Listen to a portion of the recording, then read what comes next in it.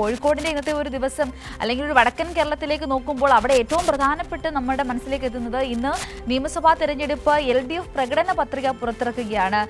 Latheesh, good morning. പ്രകടന പത്രിക പുറത്തിറക്കുന്നതിൻ്റെ ഒരു ആവേശമായിരിക്കും കോഴിക്കോട് ഇന്ന് ഏറ്റവും എടുത്തു പറയേണ്ടത്. ഇവിടെ നോക്കുകയാണെങ്കിൽ നമ്മൾ ഇതിനു മുമ്പ് ഇറക്കിയ അല്ലെങ്കിൽ കഴിഞ്ഞ തെരഞ്ഞെടുപ്പിൽ LDF മുന്നോട്ട് വെച്ച പ്രകടന പത്രികയുടെ ഏതാണ്ട് പൂർണ്ണമായും തന്നെ എല്ലാം നടപ്പിലാക്കിയ ആ ഒരു ആത്മവിശ്വാസത്തിൽ തലയെടുപ്പിലാണ് നമ്മളിപ്പോൾ ഈ പ്രകടന പത്രികയുമായി വരുന്നത്. അവിടെ ഈ ക്ഷേമ കേരളത്തിനായി നവകേരളത്തിനായി എന്തൊക്കെയായിരിക്കാം LDF കാത്തുവെച്ചിരിക്കുക എന്നുള്ളതിൻ്റെ ഒരു വലിയ ആകാംക്ഷ എല്ലാവരിലും ഉണ്ടാകുമല്ലേ?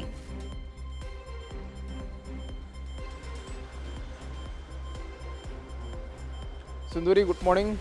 LDFിൻ്റെ പ്രകടന പത്രിക ഇന്ന് ജനങ്ങൾക്ക് മുമ്പാകെ അവതരിപ്പിക്കുകയാണ് കോഴിക്കോടുള്ള മുഖ്യമന്ത്രി പിണറായി വിജയൻ, അതേപോലെ തന്നെ LDF കൺവീനറും പേരാമ്പ്രയിലെ LDF സ്ഥാനാർത്ഥിയുമായ TP രാമകൃഷ്ണൻ, മറ്റ് LDFിൻ്റെ ഘടകകക്ഷി നേതാക്കൾ എല്ലാവരും ഈ ചടങ്ങിൽ പങ്കെടുക്കും. CPIMൻ്റെ കോഴിക്കോട് ജില്ലാ കമ്മിറ്റി ഓഫീസായ CH കണാരൻ മന്ദിരത്തിൽ രാവിലെ 9:30 LDFിൻ്റെ പ്രകടന പത്രിക മുഖ്യമന്ത്രിയും നേതാക്കളും ചേർന്ന് പുറത്തിറക്കുക.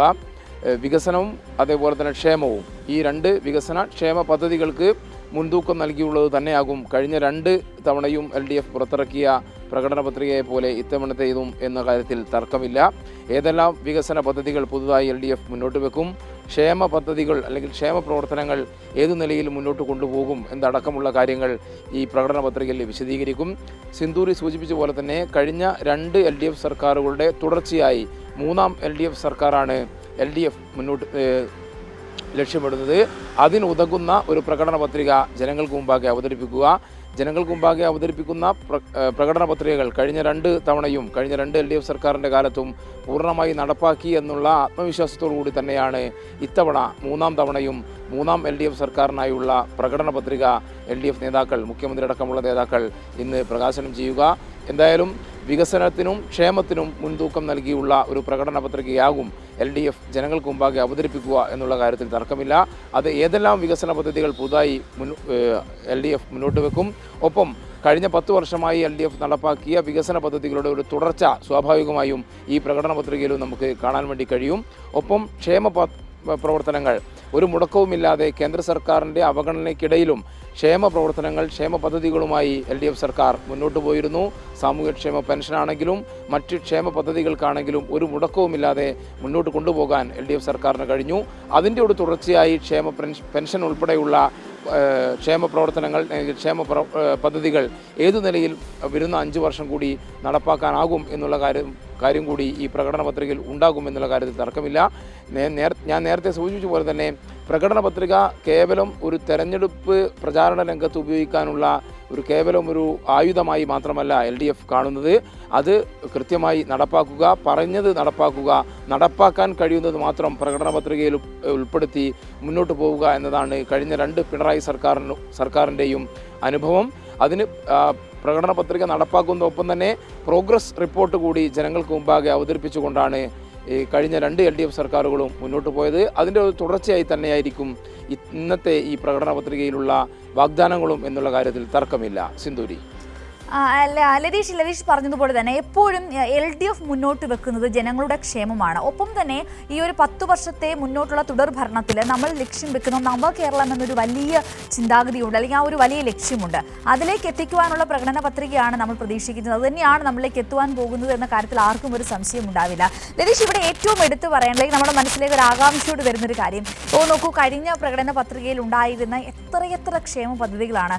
അതിലിപ്പോൾ ലൈഫ് മിഷൻ ആവട്ടെ അല്ലെങ്കിൽ ക്ഷേമ പെൻഷൻ ആവട്ടെ, അത് ഓരോന്നും എടുത്തു പറയുമ്പോൾ അത് മുഖ്യമന്ത്രി എപ്പോഴും പറയുന്ന വാചകം ഞാൻ ഒരിക്കൽ കൂടി കടയെടുക്കുകയാണെങ്കിൽ വികസനത്തിൻ്റെ രുചി എല്ലാവരിലേക്കും എത്തിക്കുവാനുള്ള ഒരു ലക്ഷ്യം ഇടതുപക്ഷത്തിൻ്റെ ആ ലക്ഷ്യമായിരുന്നു, കമ്മ്യൂണിസത്തിൻ്റെ ആ ലക്ഷ്യമായിരുന്നു നമ്മൾ അതിലെല്ലാം കണ്ടത്. അതിൻ്റെ ഒരു തുടർച്ചയായിട്ട് വരുമ്പോൾ ഇപ്പോൾ നോക്കുകയാണെങ്കിൽ നമ്മൾ ആ ഒരു വികസനത്തിൻ്റെ ഒരു ഉത്തുംഗ ശൃംഗത്തിൽ നിൽക്കുന്ന സമയമാണ്. അപ്പോൾ ഇതിൻ്റെ അടുത്ത ഘട്ടം അതിലേക്ക് പോകുമ്പോൾ ഈ ഓരോ മിഷനിലും നമ്മൾ അടുത്തൊരു ഘട്ടമായി പ്രതീക്ഷിക്കുന്നത് എന്തെല്ലാമായിരിക്കാം? ഒരു ഇപ്പം ലതീഷയ്ക്ക് അവിടെ സമൂഹത്തിൽ ഇറങ്ങി ഏറ്റവും അടുത്ത് നിൽക്കുന്നവരാണ്. അപ്പോൾ പൊതുപ്രവർത്തകർ അല്ലെങ്കിൽ വോട്ടർമാർ എന്തൊക്കെയായിരിക്കും ഈ ഒരു പ്രകടന പത്രികയിൽ പ്രധാനമായും പ്രതീക്ഷിക്കുന്നത്? അവരുടെ ഒരു എങ്ങനെയാണ്, അവരുടെ ഒരു മനസ്സെങ്ങനെയാണ്?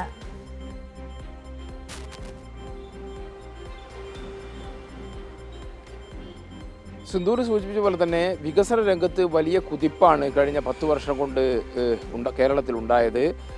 വലിയ തോതിലുള്ള നിക്ഷേപം എല്ലാ മേഖലയിലും കൊണ്ടുവരാൻ LDF കഴിഞ്ഞു. ഏത് മേഖല എടുത്ത് പരിശോധിക്കുകയാണെങ്കിലും വലിയ മുന്നേറ്റം കഴിഞ്ഞ 10 വർഷം കൊണ്ട് ഉണ്ടാക്കിയെടുക്കാൻ പിണറായി സർക്കാരിൻ്റെ കാലത്ത് നടപ്പാക്കിയ വികസന ക്ഷേമ പദ്ധതികളിലൂടെ കഴിഞ്ഞിട്ടുണ്ട്. വിദ്യാഭ്യാസ രംഗത്താണെങ്കിലും ആരോഗ്യരംഗത്താണെങ്കിലും ലൈഫ് മിഷനിലൂടെയാണെങ്കിലും അതേപോലെ തന്നെ ഹരിത കേരള മിഷനിലൂടെ ആണെങ്കിലും മിഷനുകളിലൂടെ 4 മിഷനുകൾ മുന്നോട്ട് വെച്ചായിരുന്നു ആദ്യ പിണറായി സർക്കാർ മുന്നോട്ട് പോയത്. അത് കൂടുതൽ ശക്തമായി തന്നെ നടപ്പാക്കുന്ന ഒരു സാഹചര്യമാണ് രണ്ടാം പിണറായി സർക്കാരിൻ്റെ കാലത്ത് നമുക്ക് കാണാൻ വേണ്ടി കഴിഞ്ഞത്. ലൈഫ് മിഷൻ എന്ന് പറയുന്ന പദ്ധതി വലിയ തോതിൽ കിടപ്പാടമില്ലാത്ത ഒരാൾ പോലും കേരളത്തിൽ ഉണ്ടാവരുത് എന്നുള്ള ലക്ഷ്യം വെച്ചുകൊണ്ട് തന്നെയാണ് ലൈഫ് മിഷന് ഒന്നാം പിണറായി സർക്കാരിൻ്റെ കാലത്ത് രൂപം നൽകിയത്. അത് രണ്ടാം പിണറായി സർക്കാരിൻ്റെ കാലത്തും നല്ല നിലയിൽ തന്നെ മുന്നോട്ട് പോയി. കേന്ദ്ര സർക്കാരിൻ്റെ അവഗണനയ്ക്കിടയിലാണ് രണ്ടാം പിണറായി സർക്കാർ വികസന ക്ഷേമ പദ്ധതികളുമായി മുന്നോട്ട് പോയത് എന്നത് എടുത്തു പറയേണ്ടതാണ്. അതുകൊണ്ട് തന്നെ അതിൻ്റെ ഒരു തുടർച്ച ഇനിയുള്ള 5 വർഷത്തേക്ക് കൂടി ഉണ്ടാവണം എന്നുള്ള കാര്യത്തിൽ LDF തർക്കമുണ്ടാവില്ല. അതുകൊണ്ട് തന്നെ ആ നിലയിലുള്ള വികസന പദ്ധതികളായിരിക്കും LDF മുന്നോട്ട് വെക്കുക. ഒപ്പം ക്ഷേമ പെൻഷൻ ഉൾപ്പെടെയുള്ള കാര്യങ്ങളിൽ ഒരു മുടക്കവുമില്ലാതെ കൊടുക്കാൻ ആവശ്യമായ നടപടികളും ക്രമീകരണങ്ങളും LDF സർക്കാർ ഇതിനകം തന്നെ രൂപം നൽകിയിട്ടുണ്ട്. അത് എത്ര കണ്ട് വർദ്ധിപ്പിക്കാൻ ആവും എന്നടക്കമുള്ള കാര്യങ്ങളിൽ ഇന്നത്തെ പ്രകടന പത്രികയിലൊരു പ്രഖ്യാപനം ഉണ്ടാകുമെന്ന് തന്നെയാണ് നമ്മൾ പ്രതീക്ഷിക്കുന്നത്. 2500 രൂപ ആക്കുമെന്ന് കഴിഞ്ഞ പ്രകടന പത്രികയിൽ LDF മുന്നോട്ട് വെച്ചിരുന്നു. ആ നിലയിൽ ക്ഷേമ പെൻഷൻ, മറ്റ് ക്ഷേമ പദ്ധതികൾ, ഒപ്പം വികസന രംഗത്ത് ഇപ്പോൾ നടപ്പാക്കിയ വികസന പദ്ധതികൾ ഏത് നിലയിൽ മുന്നോട്ട് കൊണ്ടുപോകാം, പുതിയ വികസന രംഗത്ത് പുതിയ മാതൃകകൾ ഇനിയും മുന്നോട്ട് വെക്കാൻ LDF കഴിയും. ആ വികസന മാതൃകകൾ എന്താകും എന്നടക്കമുള്ള കാര്യങ്ങൾ വളരെ ആകാംക്ഷയോടെയും അതേപോലെ തന്നെ വലിയ പ്രതീക്ഷയോടെയുമാണ് കേരളത്തിലെ ജനങ്ങൾ ഒന്നാകെ തന്നെ നോക്കിക്കാണുന്നത്. അതിൻ്റെ ഒരു പ്രകാശനം തന്നെയായിരിക്കും LDF പ്രകടന പത്രികയിൽ ഉണ്ടാവുക എന്നുള്ള കാര്യത്തിലും തർക്കമില്ല. ശരി, വ്യക്തമാണ്. ലതീഷ് പറഞ്ഞതുപോലെ തന്നെ LDF പ്രകടന പത്രികയിലൂടെ മുന്നോട്ട് വെക്കുന്ന നവകേരളത്തിന്റെ, ക്ഷേമ കേരളത്തിന്റെ ഏറ്റവും പുത്തൻ ആശയങ്ങൾ എന്തൊക്കെയാണെന്ന് അറിയുവാനുള്ള ഒരു ആകാംക്ഷയിലാണ് നമ്മളെല്ലാവരും. ലതീഷാണ് വിശദമായി വിവരങ്ങൾ പങ്കുവച്ചത്.